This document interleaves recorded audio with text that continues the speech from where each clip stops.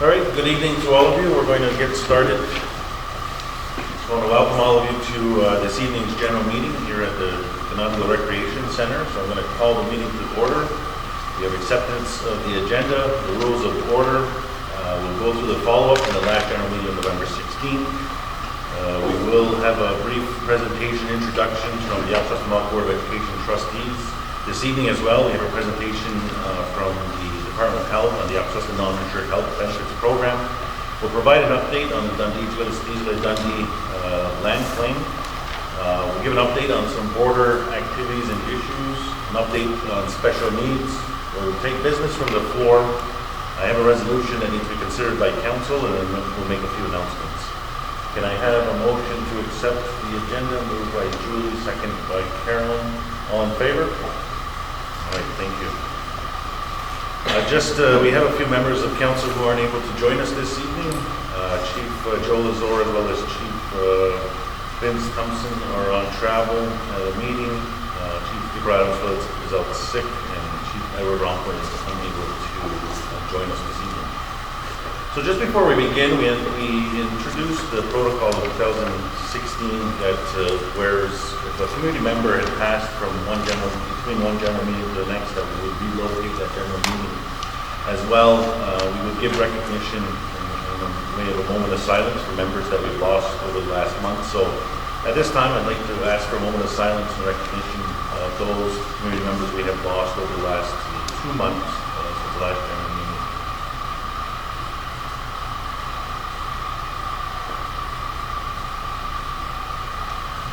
All right, thank you. And on behalf of myself and council, we extend our condolences to all those who've been affected by grief and loss over the last 2 months of the last year.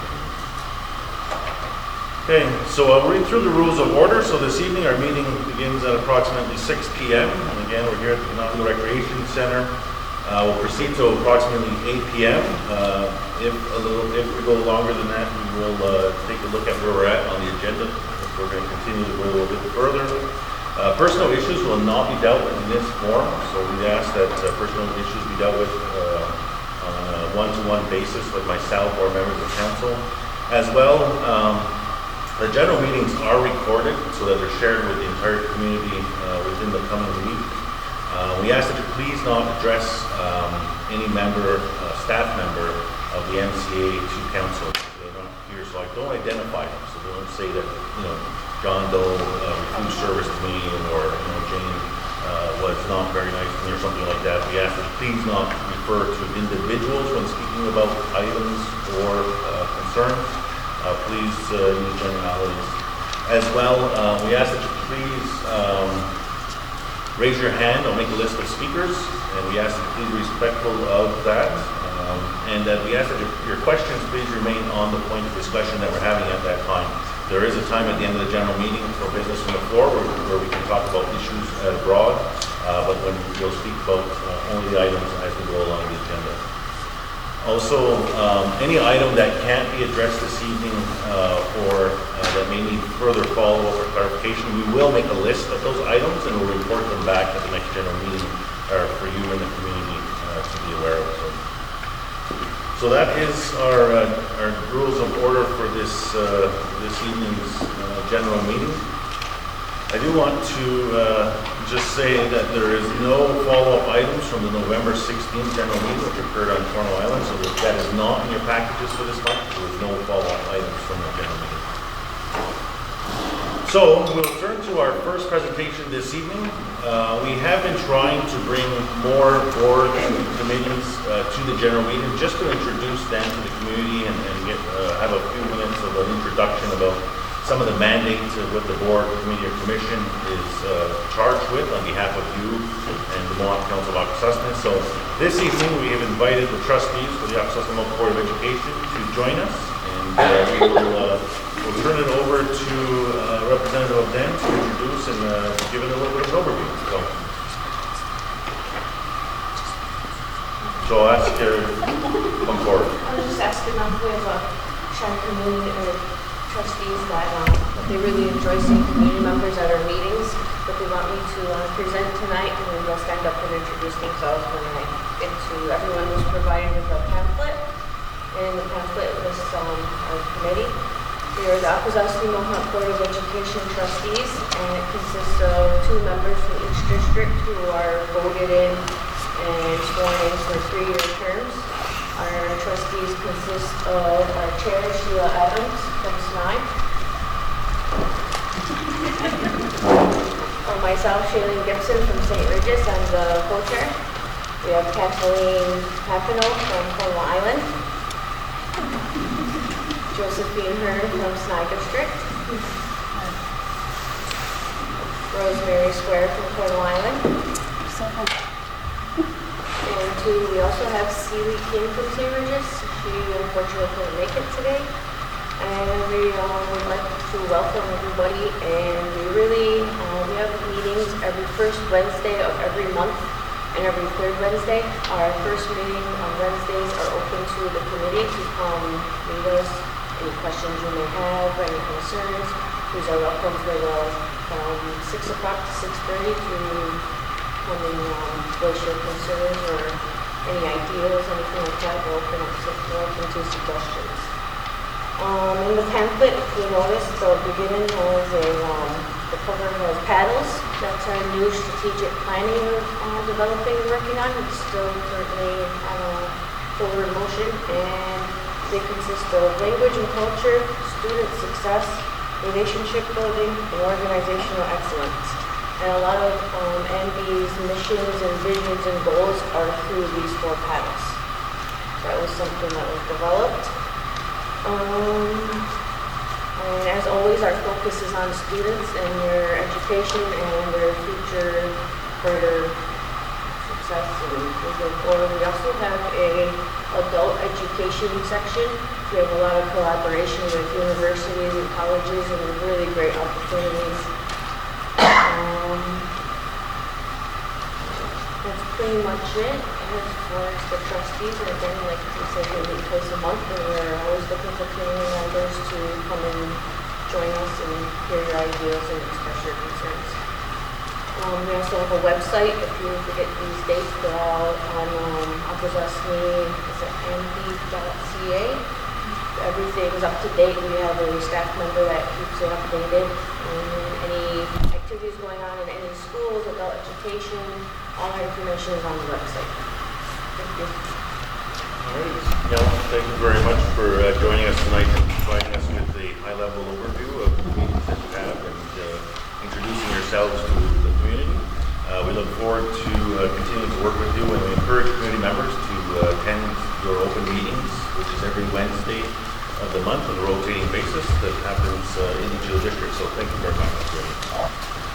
All right, so we'll proceed now to our second presentation for this evening. We have representatives from the Department of Health who are here to provide us with a presentation on the Akwesasne Non-Insured Health Benefits Program.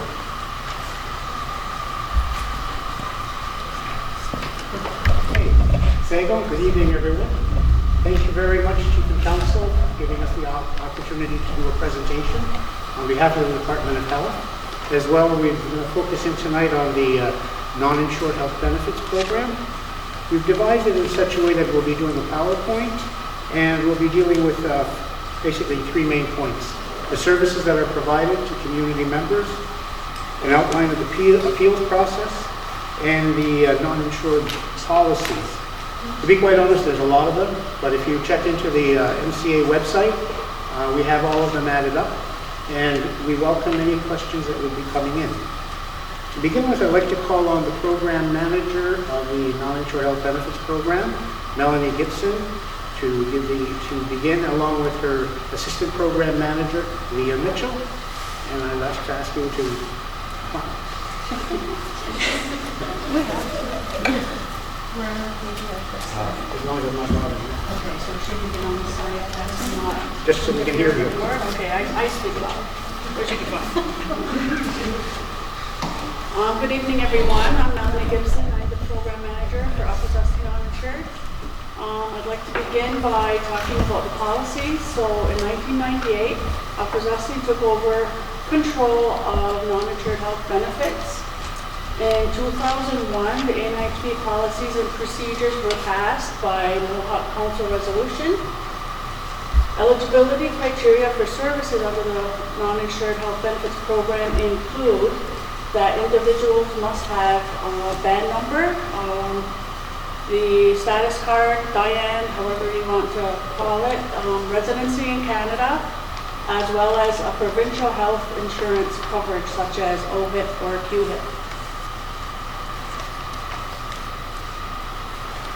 Vision benefits, we provide vision benefits in Ontario region only. We cover eyeglasses prescribed by a vision care professional, eye exams.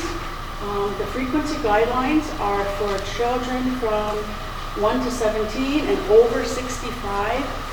So they're allowed one frame or eyeglasses per year. Children adults 18 to 64, they're allowed one frame every 2 years.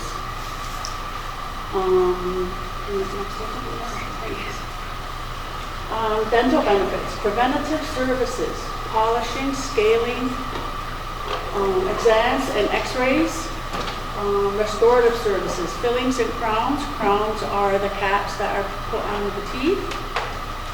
Orthodontic services, braces, and we allow children up to 18 years of age. Once they turn 18, they're not eligible, so it's important that they initiate the process because it could take a while.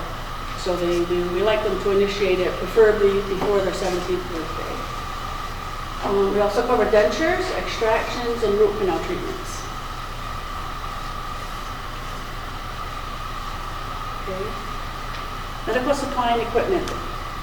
Pressure garments and compression stockings, medical supplies, example dressings and bandages, medical equipment, walkers, wheelchairs, orthotics and custom footwear.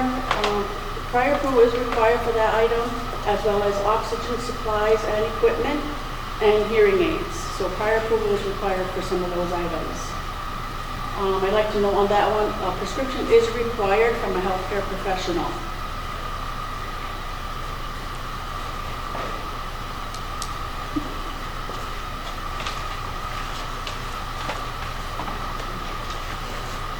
My lovely assistant is going to finish doing a little jig around here.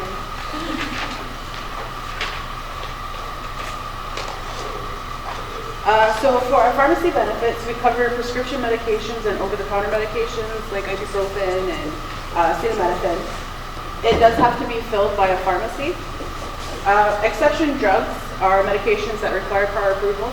So some medications we can't just give out automatically. It has to be pre-approved by our healthcare professionals and our benefit analysts at the facility. Not all medications are covered. We have a list of approximately 8,700 medications that we do cover. So there's a pretty wide range of medications. Just for a quick fact, in the 2018-19 fiscal year, there was approximately 120 pharmacy claims that we processed, so individual prescriptions that we processed throughout the year. Medical transportation benefits. Our area is Ontario and the Montreal area. That's our catchment area. We cover travel costs, lodging expenses if they're needed, and that means meals and accommodations for medically necessary health services that are not available in your area of residence to the nearest professional.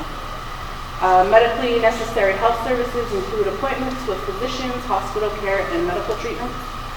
An example of that is our community members who are going through chemo treatment.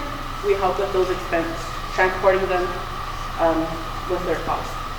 We also cover emergency transportation, so the amounts that your health card doesn't cover, non-insured will help pick up and pay for the difference. We have our appeal process. So benefit has been denied by the Akwesasne non-insured health benefits. You may appeal the decision. These steps are coming to the office. The appeal form is also available on our website. You can download it there. You fill it out, sign it, and then drop off the completed form to our office with supporting documentation. And I just have a little blurb here. Supporting documentation may include coverage or denial from your private insurance, medical justification from a medical professional, a full treatment plan with costs or an estimate, and lab results within 6 months if you're appealing a pharmacy medication. Just some quick updates that we saw in 2019. For vision, we had a frequency change. It's now based on a calendar year instead of a month. So if you were eligible for glasses July of 2018, your new eligibility is January 2020. So it's based on the calendar year now instead of the month. The bundled system, instead of an itemized, everyone is eligible for a standard bundle of $275. If you have a high index prescription, you're eligible for $415. Our dental fee guide, we are planning for an update April 1st, 2020, and we hope to have an updated fee schedule on the Akwesasne website shortly after that. Fluoride treatment is also extended to adults. It used to be just for children, but they've opened it up for adults now.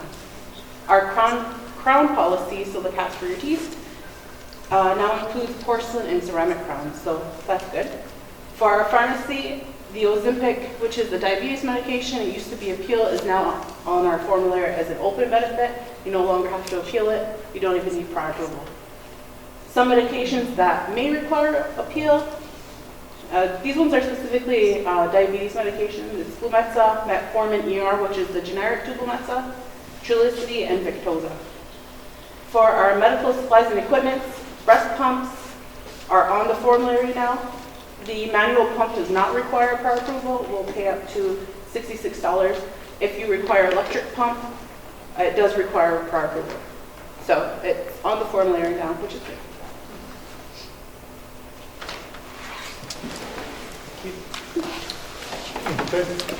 Is that the end of your presentation? Yes, thank you. All right, are there any questions? Any questions? Do you have any questions? Questions? Bonnie? You're not allowed. I asked too many You're fast with questions. that. You're ready. Okay, go ahead. Just explain to me, what itemized versus bundle for vision. And it went, I know that before you paid for the exam. Well, the exam is separate, that's a separate, but your vision, previously the provider would call, they'd write the prescription and they'd say lenses 60, frame 50, they break it down. Now it doesn't matter, so $275 you're eligible for, it could be a combination of a frame and lenses. It could be a tint, as long as you don't exceed the $275. So you could pick out a $50 frame and then you can get lenses, you can get tint, some, not so much bells and whistles, but some things that previously you couldn't get. So it would bring you over the threshold. So now $275, you can mix and match. It's like, just mix and matching your items that you want to put on your glasses. And thank you. My second question is your equipment. Have we ever looked at the possibility or what it would look like to add walk-in tubs for our elders? We've had requests for that. It's currently not, we receive our fee schedule from DISC. They provide us with our pharmacy and our dental. We've had requests for it. The only way we could possibly have that covered, and that's what the appeal process is for. That's for items that aren't covered, but if you can provide medical justification, there's a bunch of variables that are included on the appeal for consideration. So that's what the appeal process is for. So if you need something or you know someone who needs something, we encourage you to come into the office, do the appeal, bring in the paperwork from your doctor, prescription, whatever it may be, and we'll start the process. We have a health board who reviews that there's 3 levels. So, Who did you say decides what equipment we can have? Indigenous Services provide us with a medical supply and equipment list. I'm just wondering that because it's our community, we administer our own non-insured. Should we decide what our list should look like? Well, but what it is that's why we have the appeal process, and that's I know, but I'm sorry.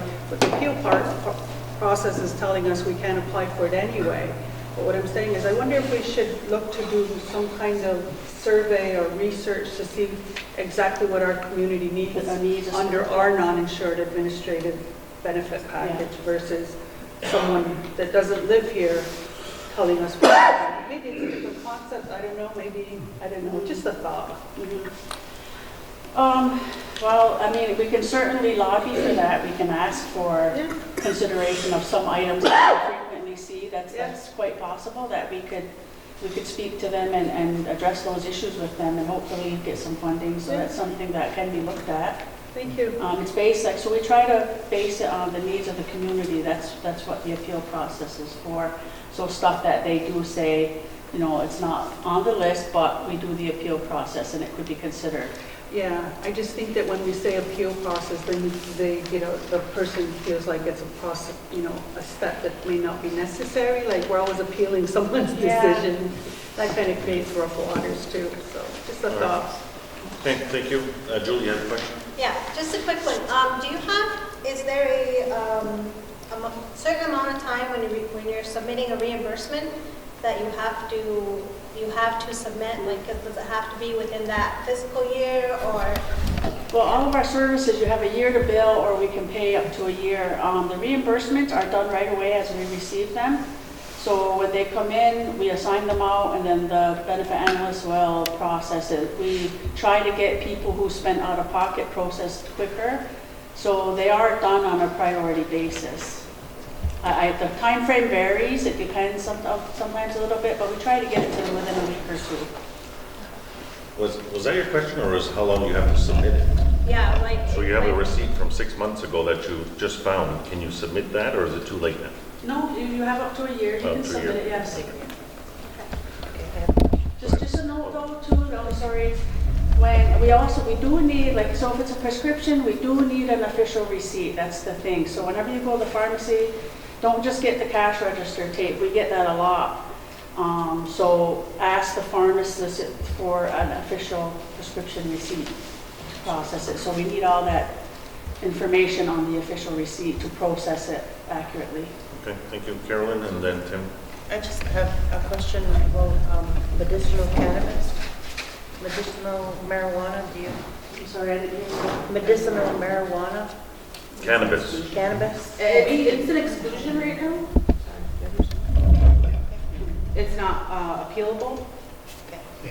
Just for your information too, the reason why it's not is because the trial tests have not been completed and it doesn't have what's known as a drug information number. We have to have a DIN in order to have that passed. Okay, thank you. Tim? As a director, can you tell us who the health board members are? The health board members, Shay, do you have the full names? Health board members are Gail McDonald from Snaihne. Sorry, I wasn't ready for this. I gotta go through the numbering together. Gail McDonald from Snaihne. Carol. Mia Francis, she's like a student rep. Is it Francis? Mia Francis. They're Ward 1. Carol. Carol Thompson from St. Regis. Lori Thompson. Lori Thompson from Cornwall Island. Natalie Lee from Cornwall Island. And we are currently looking for a St. Regis applicant and possibly a Snaihne. That was it. 6. But we're definitely looking for a St. Regis representative. If you know anybody, please send them our rating Department of Health and a letter of interest would be great. Okay. Gail McDonald, Mia Francis, Carol Thompson, Lori Thompson, Gail. Natalie Leaf. Natalie Leaf. And 1 vacant. And Jenna David from Cornwall Island. Thank you. Who? Jenna David. Jenna David is AR. Okay. Vanessa? I just had a question about the appeals process, like the levels of appeal, so could you just go into that? So we receive the appeal in non-insured, so there's a section for us to complete. So whatever documents are sent in, we look at it, but based on policy, because it's a non-benefit, our level, we would uphold the denial, unless it's something like it's kind of complicated, but if there's medical justification supporting documentation, it can be approved at the program manager level. If I feel I don't have enough information, I will forward it to the director, and then the third step would be the appeal board. So there's 3 levels? So there's 3 levels, yes. Okay. Are there any questions, any other questions for our presenters? All right, so thank you very much to Keith, Melanie, and Leah for this evening's presentation. As they mentioned, more information can be found online at our website, akwesasne.ca, and they are available at any time to answer any questions that you have. So thank you very much for joining us this evening. I just want to add one thing. Whenever you have a question, we're there. Give us a call. We can let you know. Always give us a call and we'll let you know the status of anything, and we can look things up and research. We can help the community out. So encourage the community member to call and we can assist them. And all of the information is on our website. Yes. Just go to MCA, go to Department of Health, then go to the individual program, and all of the material that we have is available for the entire community. All right, We're going thank to you be very much. updating it regularly now, so as soon as we get updates, we'll update it. All right, thank you. Thank you. All right, so we are now going to go into, we have another presentation that we're going to do. It is on the agenda for the special needs, but there is a PowerPoint presentation as part of it. So I will now call upon the special needs committee chiefs to assist with this presentation.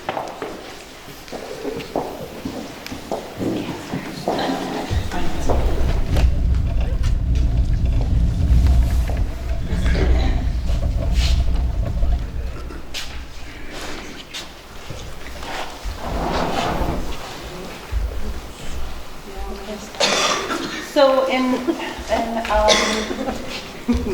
we had 3 community meetings held in the fall of 2019, and what we wanted to do was to find out from families, caregivers, parents, what the needs are coming from the special needs area. So we had 3 categories that we really wanted to hear feedback from. One of them being what worked with them as far as the programs within MCA, what has helped them. The other one was what didn't work, where could we improve. And the last one was wishes, what they wish that we had in the special needs area to assist them. Okay.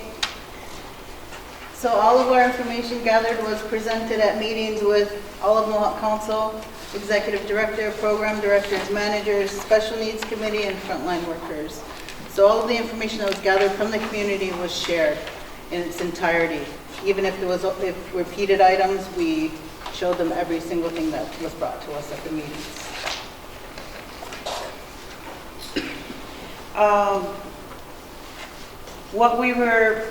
The meetings with the community were important for MCA. We were looking for direction from the families that live with a special needs 7 days a week, 24 hours a day. We don't know what that's like. We needed to hear from them, so we needed some direction from them, and that's what we got. We needed it also as a place to begin our work, as a need for wraparound and complete services to see where our services are lacking and where we need to buffer them or put new programs in place, and to support services for those families living with special needs. We just need to fill in that gap. We don't have anything here for that community people. So our MCA special needs policy states, special needs refer to acquired or developmental, intellectual, or physical conditions that significantly affect a person's daily functions in any of the following areas: capacity for independent living, economic self-sufficiency, learning, mobility, receptive and expressive language, self-care, and self-direction. So that comes directly from this special needs application that we have in policy. So moving forward, we are moving towards a stronger advocacy within council. That's what we wanted to see. We wanted to see more. What do they do? We needed to have special needs come out of everybody's mouth. When somebody's planning a program, we need them to think, what are we doing for special needs? What are we doing for those community members that maybe can't come into a workshop of 50 people? Maybe they need a smaller workshop. We needed them to start thinking about that. So So those are needs that were identified by our community, and we need it for our community members and their families. Again, like I said, who live daily with some type of developmental, intellectual, or physical condition.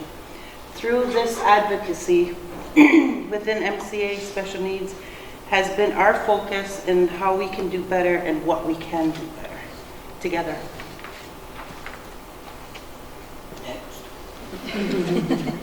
So some of the changes that MCA has been making, our executive director has asked MCA programs to ensure that they have special needs accessible programming. Now to our programs offering the following activities so far. So we've had free movie nights for our families, free swimming, VIP access at trunk or treat, which means they got to go in an hour early, and sounds and lights were reduced just to make it more comfortable. We're working towards making Thompson Island Youth Camp more accessible. Working towards our own Jordan's Principal Navigators. One of the things that our families requested was special needs advocates.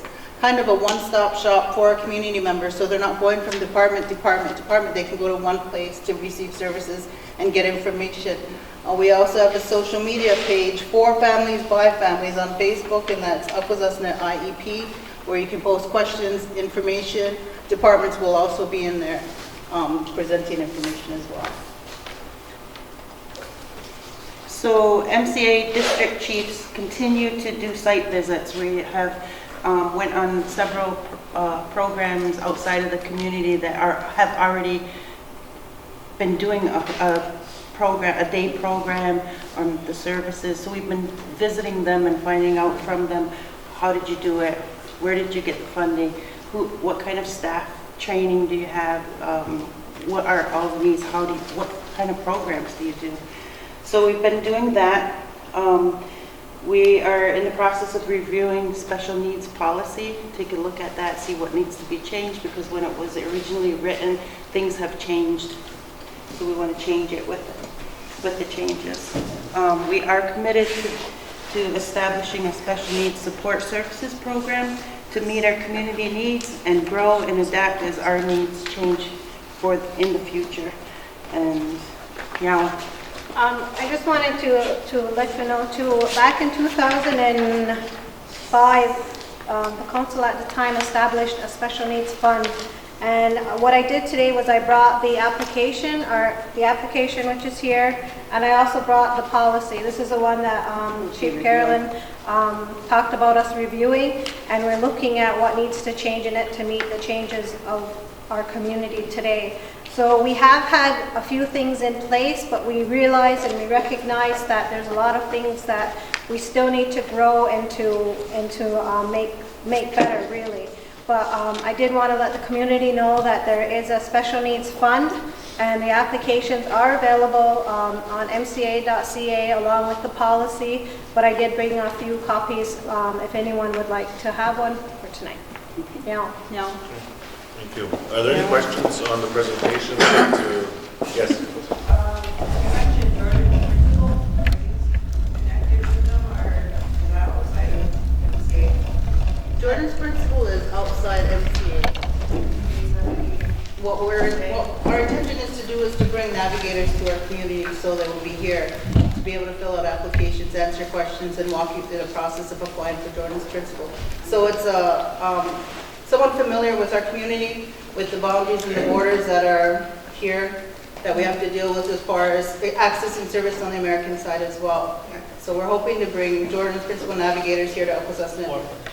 There'll be 4 positions, and they'll be posted locally here. So we're not bringing them in, we're just going to bring that program here. What would be good to do is have non-insured denials for the youth be sent to Jordan's Principal so that they can get access to the health care that they need when they can't get it through non-insured. Because I just experienced that recently. Yes, I think that's important for the Jordan's Principal Navigators locally, as well as the special needs advocate, to point you in the right direction of where you can take your appeals and denials. So we're hoping to bring that and make it more streamlined process. Yeah, that would absolutely happen. So when we see something come in, we would automatically refer to the Jordan's Principal advocate or navigator. So just to be clear, that without bringing for navigators here, Jordan's principle is still available to our It is community, still- right? yes, Okay. definitely So- still available. Yeah, Tim? As a follow-up to what Grand Chief just said, so Akwesasne is part of the Independent First Nations, and the Independent First Nations have a pilot project where they do the distribution and approvals of funds for Jordan's Principle versus having to wait for the federal government, which is taking longer for some families, and when it's approved and sent down, it's able to distribute it quicker from the IFN distribution point. Is there something else that? Special needs is just for children, correct? The Jordan's Principle goes up to the age of 18. But our special needs policy, Goes Up to the age 30. 30, oh, 30, yeah. Currently. currently. Is Yes, there plans we're to reviewing extend that? Pardon? Is there, to eliminate the age requirement? Yeah. Because at age 30, nothing changes. Yeah. Because sometimes it doesn't go away. Okay, so just for clarification for the people, the policy in which you referenced on there, you have applications and the policy is for up to 30 years old? Yeah. Right, okay. All right, are there any other questions in regards to the presentation here? Okay. All right, thank you very much, ladies and gentlemen, for the updates and the work that you've been doing on this and sharing the information as well. So there's a couple items that we wanted to just give update to the community on. We do have a copy in your packages of the press release that was released earlier today, I believe, on the Tsikaristisere Dundee land claim referendum. So there was a release that went out last week from the Akwesasne Mohawk Court that notified the community of the results of the 5 appeals that was received by them. And then earlier today, the Mohawk Council issued the press release letting the community know that, again, that the courts have upheld the results of the referendum that was held in December of 2018.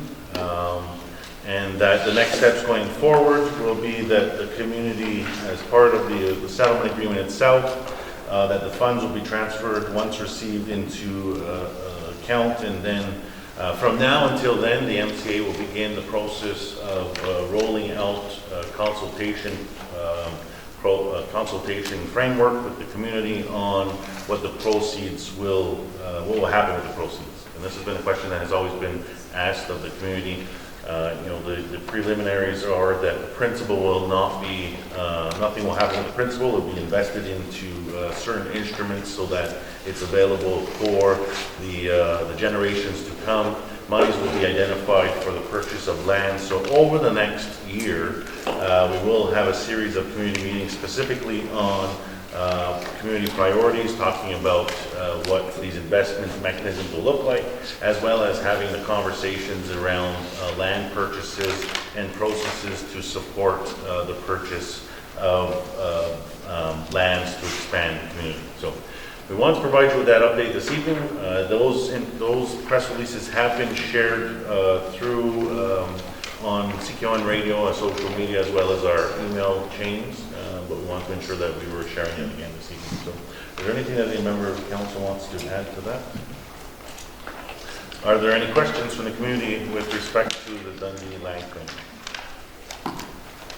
Okay. All right, so the other item that we wanted to talk about this evening and provide some updates to you was just the border issues and some of the recent things that have been happening in the community with relation to the border which we have here. So we reported back in the summertime that the MCA had undertaken an initiative with the CBSA, and we had provided an executive summary, which we are sharing with you again. It's in your packages. It talks about what it's labeled as a design thinking initiative.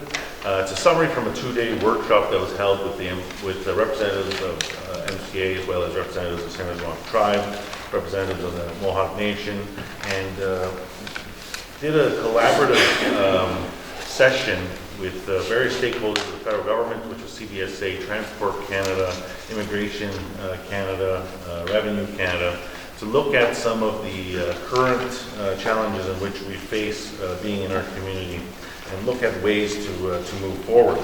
So that report we presented at a general meeting in the fall. There is some handouts and a bit of a medium short-term chart in there as well that was shared already with the community, but we wanted to share this again with you. And you may have seen not too long ago that there was another press release that had went out last month talking about the MCA and the CBSA working together to find solutions. This was just a follow-up from that report we had done, but we have included a work plan in the packages for you. And this comes from the report and some of the medium, short-term, long-term. Most of the short-terms have been rolled into this work plan for us to start working towards. There are chiefs identified on various working groups here that support these work tables, who then report to a higher level table of myself and other senior members of the CBSA that receive reports from the technical chiefs committees, technical committees with chiefs on them to help support some of that stuff. So we want to share that with you. We do know, and I will say that the situation on the ground is far from perfect as it goes with the CBSA. We do continue to receive calls every now and then about treatment or discrepancies in inspections, things like that. And we always remind the senior leadership at CBSA that these continue to be.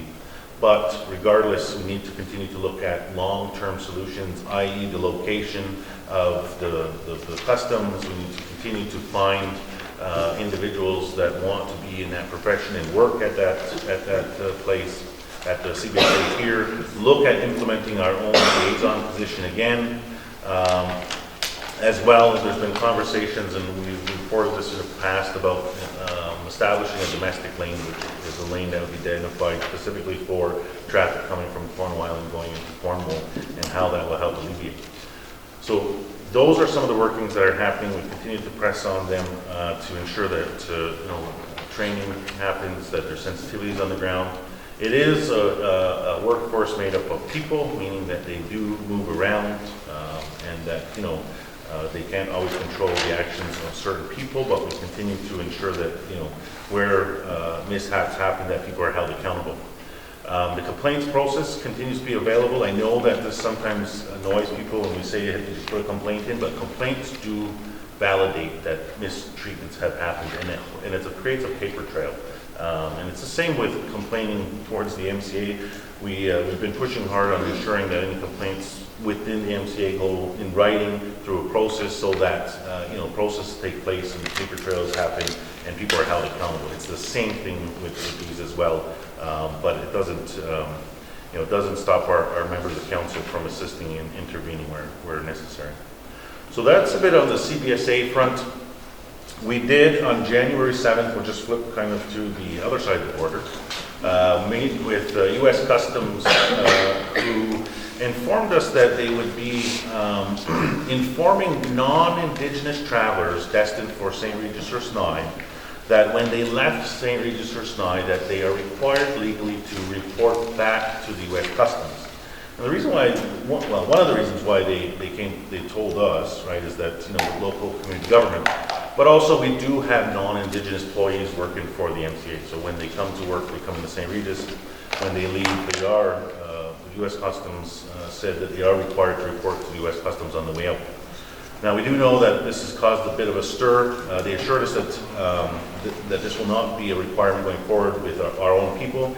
In fact, when you step back and take a look at it, us as Indigenous people, we're off have a right to cross the border freely, and the United States does recognize that. So that's one of the reasons why we're not required to go back to customs and report all the time, because there is a recognition that we do have that right.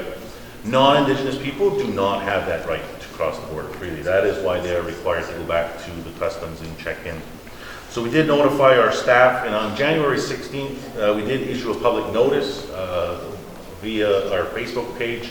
Received lots of attention on there, negative attention. We are, attempting to clarify that to you this evening, that we are making this known to our employees, that we are not, we cannot make people do things, but as an employer, we're reminding those non-Indigenous employees that they're required to report. Now, whether or not they do, that is an individual choice.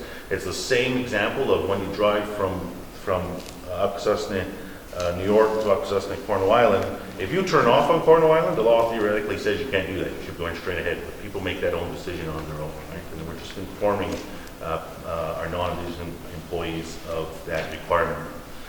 So we have had follow-up meetings with U.S. Customs on that. They do not have a way to actually enforce that, and the reminder came out because some non-Indigenous people were telling U.S. Customs they didn't have to report. They were saying that we don't have to report, we have special permission. They didn't say from who that didn't have to report, which then kind of triggered, well, if that's what you think, that's not true. We need to remind everybody that's non-Indigenous that they have to report. So this is kind of how this transpired, but we wanted to make sure that we put that information out there and clarify that with you this evening. Are there any questions on those two items that I've covered? There are other members of council that do participate. On the CBSA ones are working committees. There's the chiefs are listed, and then the U.S. Customs ones. There's members of council that also work on those issues. But I'm just providing a report to you this evening for your information. I guess my question is, does this mean father and sister? No, the arrangements that have existed there for a long time will remain status quo.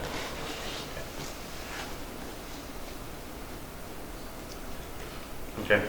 There is another thing that we wanted to raise, and this is just kind of border issues generally. We were informed by individuals who have a bank account at the Bank of Montreal, and I do believe it's all bank that may be available, our bank accounts in Canada.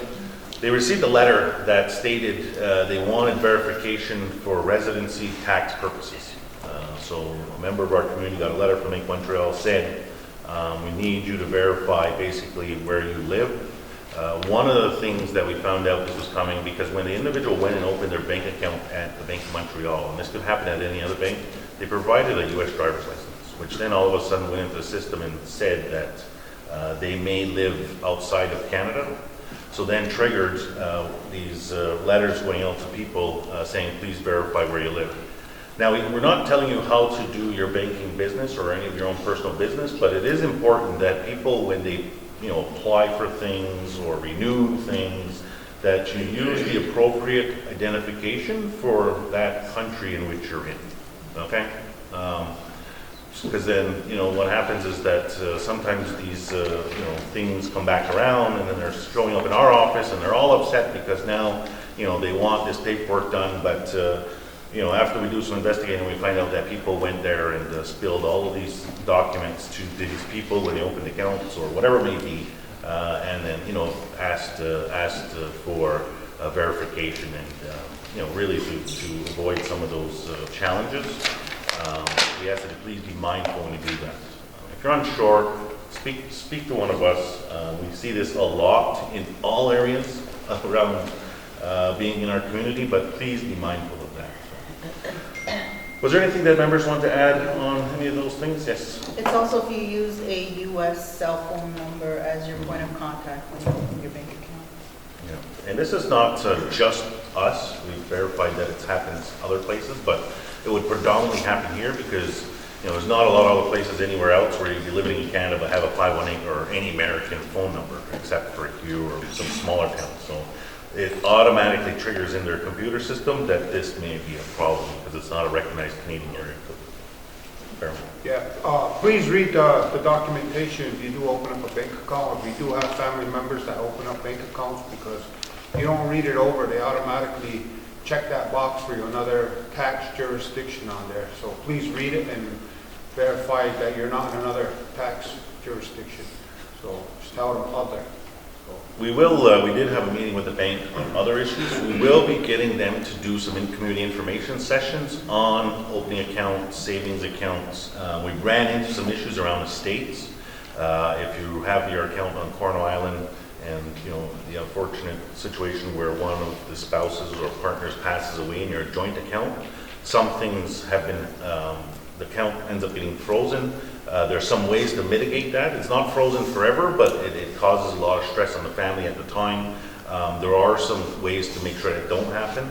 Of course, we don't all plan for bad situations to happen, but the bank will be having information sessions in the next couple of months, potentially at some community events, just sharing some of that information about, you know, how to ensure that we don't have, you know, some problematic things in being on a border community and in Ontario and Quebec.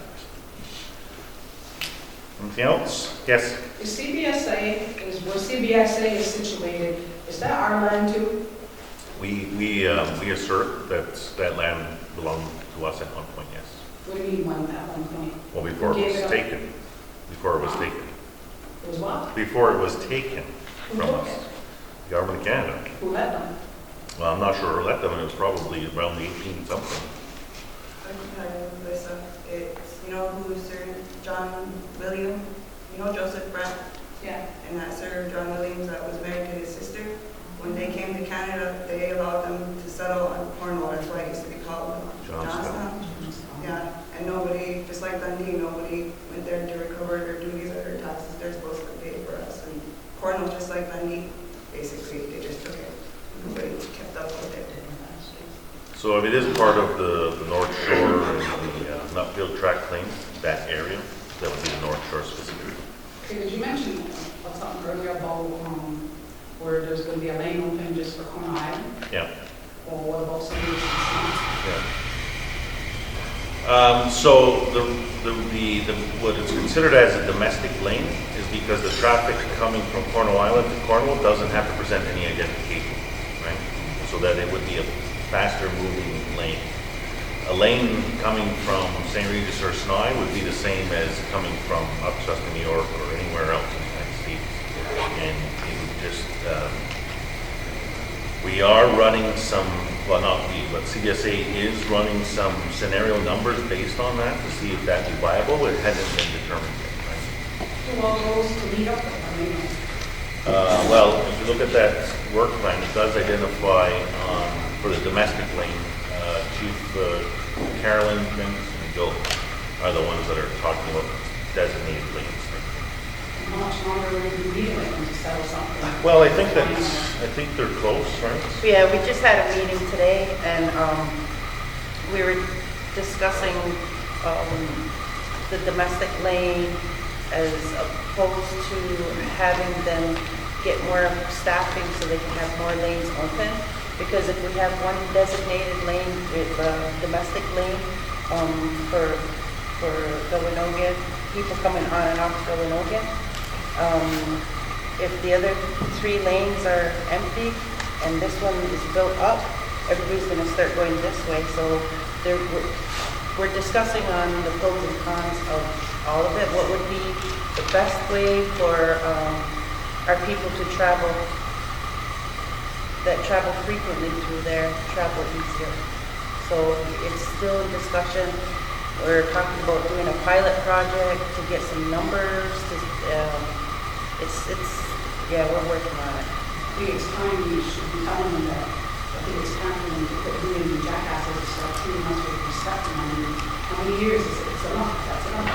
Somebody's got to tell them, hey, come on, start treating us with respect. You know, it's all really simple. RESPECD. That is what I get from you. Yeah. No, we continue to ensure that all of the. Gotta speak up for them. You can't be afraid of them. We're not afraid of it. Don't take nothing less from them either. Well, we're working through that issue of those lanes because what we don't want is a lane that's backed up with all of our people, and there's 4 other lanes that are wide open, and because now you wanted this lane, you know, I mean, does it make any technical sense is really what we want to make sure. Do you think that we're really trapped here? A lot of people always think that we're trapped here. I mean, I don't feel that way, you know. It's a simple, you meet up with the customers, yes or no. Well, sometimes, Melissa, when you live on the island, you feel trapped. Like on holidays and things like that, when traffic's backed up this way, yeah. So we're working on it. Yes. Any other questions? So I just want to make a note that there is another information package out there. We will be having another intake session for the secure status card. So that will be on February 6th and 7th here at the Kentenhkó Recreation Center. So they'll be having another intake session. Indigenous Services will bring employees here to help take those in. Bring your old status card on things like identification, and we'll get those applications filled out so that we have those cards now have a stripe on the back to use as customers. The question over here? Back to the banking business. I've gone to the bank at least 3 or 4 times now, and they keep changing my address from my box to my house address. And every time I go back to tell them that the post office says they're not going to deliver my mail if I put my house address on. And the bank keeps saying the house address has to be on my mail. But because we don't get our mail at our house in St. Regis, the post office people don't know who anybody is, so they have to have the box on. And they write that right on the mail, and sometimes I don't even get my mail because they put my house address on the mail. So that's one thing the bank keeps insisting that we put our physical address on our mail, and that's probably got something to do with if we're living in Canada or not. But I know I've gone 4 times to have that changed on my own mail so that I get my mail in the box, because the post office lady keeps telling me that when there's a new post office lady, she's not going to know all these people in the village, and she's not going to know where to put the mail. Well, that's good to know. We will follow up with them. Because they don't have door-to-door delivery. I don't think they believe me when I tell them that I do live at this Fort Thomas Lane, but I have to get my mail in a box. And I think they just believe everybody gets their mail at the road. Okay. All right. So we're going to move along. Thank you for your input on those items. We'll now move to business from the floor. Is there any items that you wish to discuss at Broad with us? Yes. Is there going to be any workshops on the Indian Day School? Is there going to be any information sessions to kind of assist people with what they need to do? We don't have a date yet from Rawlings on when they're going to be here. I did bring some applications for the Indian Day School settlement today, and it's now to be found on the website, which is Indian Day Schools CA, I believe it is. If you type in Indian Day Schools, it comes right up, and you can actually fill it out on the computer. But I did bring some copies. We're willing to help at the office if you need it. I think our aero department is also willing to help if someone needs help in filling out the application. One of the big things that I wanted to make sure that everyone understands is that this is now the official form that you can send in. I know it was a little confusing when Rawlings was here because they had a form, they had you fill it out. Some people sent that in, but that was the draft form. So this form has to be filled out by everyone in order to be put in for the settlement. And you have like a guarantor and at the office? Yeah, we have that at the office, and we can, like I said, we're working on them coming down, so that they can, because it's really their settlement. We're working on them coming down to give the information to the community then. So this is really legit. Yes. Yeah. Yeah. Go ahead. This is back to your CPSA thing. Yeah. I'm just wondering about your first short term, how it says identify and implement a mutually agreeable resolution for the J Treaty issue. Can you talk more about that? Well, I don't know if that's on short term. Yeah, just because, the red card, they use the J Treaty as the reason they can use that as a passport. The CPSA always gives them problems. I'm just wondering where you are at. Using the J Treaty. Yeah, so there hasn't been any, that's not a short term. The implementation or even anything around the J Treaty is not short term. I think we know that. This is one of the areas we've had the Mohawk Nation and the Mohawk tribe involved in the development of this, that we want to ensure that they're at this table as well. But understanding that the J Treaty or any implications of the J Treaty or recognition wouldn't be by Canada Customs. It would be by the government of Canada or Immigration and Refugee Protection that would have to do that. The CPSA implements the laws. They don't write them. So that's we have been working with what's that with the Mohawk tribe and some other tribal nations in the United States that are border community to lobby the federal government in Canada and to lobby the federal government in the United States around the J Treaty issue. They presented in November to the Iroquois Caucus. The Northern Tribal Border Alliance, that's the name. So they will be working with them and other Haudenosaunee communities to lobby the Canadian government to recognize the treaty, or other avenues that for that same recognition. Yeah, well, Canada takes a different position on the treaty because it wasn't signed with Canada, signed with the British. It was not. CBS, people that was read up there, they're not going to come here and have the whole community meet with them and voice our concerns with them. That would be the best thing to do. That's a good idea. Yeah. So that's kind of the roundabout on the J Treaty. It's listed as short term, but it's not by far in the process work. Yep. I heard something that is very bothering, so I just spoke on it myself. We heard that a chief was telling another chief not to speak to us in public, that it's a disgrace to the council. Like, what the hell's wrong with her, man?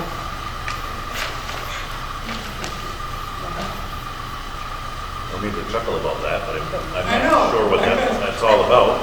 If somebody has an issue with us, come talk to us. You know what I mean? Like, I know we ask questions all the time, but that's what we're here for. If people don't want us to talk to the chiefs, why? That's why you start sitting up there, so that people have an issue, that's who they speak to. Like I said to the donors, what's wrong with us? A lot of power, I guess, eh? I mean, if that is being said, that needs to stop. Was there anything else? Does everybody work well together too? Like there's not two people sitting over there, like, or two people over there, like we all work together, because that's something we're going around too, that some of y'all pick favorites, or somebody picks one side and somebody tells the other one to go over here and there. I think we work well as a team. We do. Sure. As far as I'm concerned, yes. Yes, Melissa. I will go on record. I don't have any issues with anyone like working together. We have like our portfolio leads that we may spend a little bit more time with because we're in those meetings with them. But it doesn't mean that we don't talk to anybody else. Like I go bug Carolyn all the time. Like when one person mentions something and it's a good choice, and you all agree, or does somebody disagree? Some disagree. I mean, that's democracy as well. I mean, but one of the things I will say is that, if council does enter into any discussions, we do walk away from the table with no hard feelings, right? I mean, there are some strong opinions amongst the members of council, which is absolutely how it should be. It's my job to facilitate that we end up in a position where we're all comfortable. It all doesn't always happen because we're all humans, but I would say that the council works well together. And there's not any ill feelings that happen. We do have heated debates. Sometimes, we are humans, but I would say that there's no fraction. There's no split in council. I can assure you that. We're all here for the same reason, and that's to ensure that you as the community are getting the services that you need, your rights are protected, and that we're doing the best that we can to meet them. are you in a deficit? No, we're not. No. And in fact, now that you bring that up, and I do believe the next general meeting will be a full presentation on the budgets of the MCA. So at that time, we can bring that forward about the past. If we're deficit, that's in the back. But going forward, they will be doing a presentation at the next meeting on specifically on the budget, and it will only be around that. We may not have business from the floor because we're anticipating probably almost 3 hours of presentation on it. Okay, especially as far as are you still going to do anything about the speeding on First Street? We're just going to get away with keeping on speeding. But now it's all the way up to the top here. It's really going to be, something's got to be done, okay? It's not done. Not when we don't, I'm going to keep bumping these, and I'm going to keep bumping these until I see. I told you. Because Ronald and I have, I think, if we don't do anything, then we're going to take it in our own hands. And we're going to control the traffic, the way they speed. And Third Street too has to be fixed up a little bit too. People flying up and down there, you know where this one there. I don't spot this. But yeah, okay, we just need it controlled. Okay, sandwiches is too small for people to be speeding around, coming here in the mornings and school time and, you know. And somebody had an idea, well, you know how all the cars are parked in the village, in the school, in the parking lot, and the buses come in there? Somebody had an idea about just to close the one road down that's not the busiest, and let the teachers park there until the school is over, so that way the buses can get in there and the kids can just come in and out. And that way there's nobody come flying in and, you know, and the kids are getting on and off the bus. Just an idea. Okay. Anything else that anybody wishes to discuss? Questions, comments? Okay. I'd like to discuss the winter carnival. Oh, yes. Absolutely. Can somebody give an It's update being on hosted that? in Snaihne. And I'd like everybody to try to participate and help out in any way that they can. And I guess I'd like to see our chiefs on some of these events. Because it's supposed to be a fun time for everybody. And I've been participating at the meetings, and they got a lot of things on the agenda, but they're certainly promoting events to happen in all 3 districts, not all 4 districts, if possible. So they're looking at the districts to come up with an idea and then come down and present it. So right now, I know they got the senior center in Hogan. They got some things going on in the island. I don't know if they have anything going on here in St. Regis, but there certainly is a number of things going on in the community because it is our winter carnival and we're supposed to be all participating. But I know MCA is going to have some kind of game with the tribe on Friday. So I don't know where that's happening. Is that happening in Snaihne? It's in Snaihne, and there's some events here. I believe the Nautical School is going to be doing basketball. Oh, okay. So they do have some events like for that day, but I don't know about the rest. So we should all be part of helping out and making sure St. Regis is represented. Yeah, no, absolutely. Thank you for the reminder. I do know that we have some chiefs that have been popping in and out of those planning meetings as well, so they've been reminding us that it's coming up. And, looking to On Saturday night, the trivia is at the Legion. They're hoping to have 30 teams.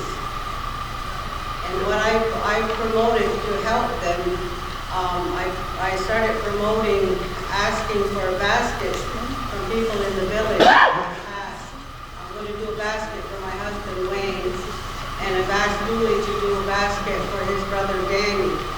So we have a lot of people in the village that I want to have a picture of the person that the basket is being in memory of on the basket. And I told Snaihne I would at least try to get 20. So that's what I'm working on for the trivia. So if anybody's willing to participate in that, even to be a team over there. And we're going to drop the baskets off at the Dundee Hall starting on Wednesday to Friday.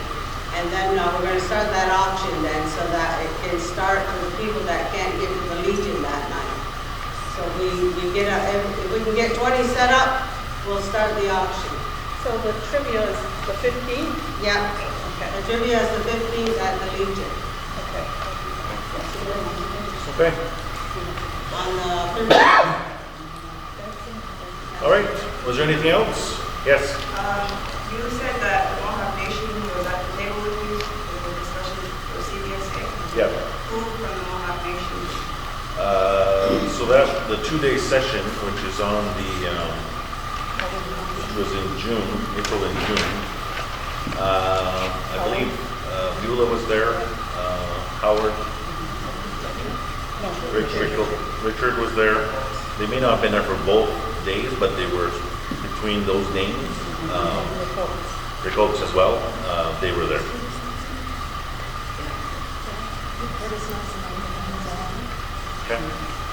Okay, so I want to thank all of you.